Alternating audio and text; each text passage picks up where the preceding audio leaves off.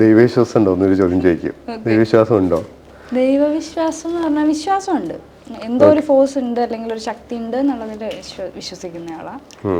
അല്ലാതെ റിലീജിയസ് ആണോ എന്ന് ചോദിച്ചാൽ ഞാൻ അങ്ങനെ പള്ളിയിലൊന്നും പോകുന്ന ആളൊന്നും അല്ല. അപ്പോൾ ശരിയാ, ഞാനും അതെ. പക്ഷേ ഓക്കെ, അപ്പം ഈ പള്ളിയിലൊക്കെ പക്ഷെ ഒരു കാലത്ത് പോകേണ്ടി വന്നിട്ടുണ്ടാവുമല്ലോ? ഓ തീർച്ചയായിട്ടും. ഞാൻ +2 വരെയൊക്കെ വേദപാഠം എന്നൊക്കെ പറഞ്ഞ് അങ്ങനെ പോയിട്ടൊക്കെ ഉള്ള ആളാണ്. അതിനുശേഷം പിന്നെ പതുക്കെ പതുക്കെ ആരും ചോദിക്കാതായി അല്ലേ?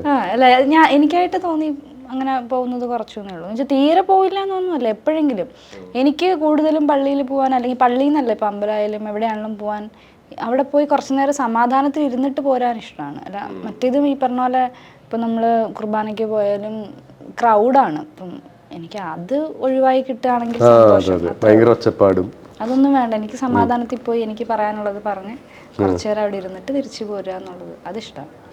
വിശ്വാസിയാണ്. അതാ ഞാൻ പറഞ്ഞു. പക്ഷെ അതൊരു ഇന്നൊരു പെർട്ടിക്കുലർ റിലീജിയൻ എന്ന് ഞാൻ പറയുന്നില്ല. എന്താണ് ആ സങ്കല്പം?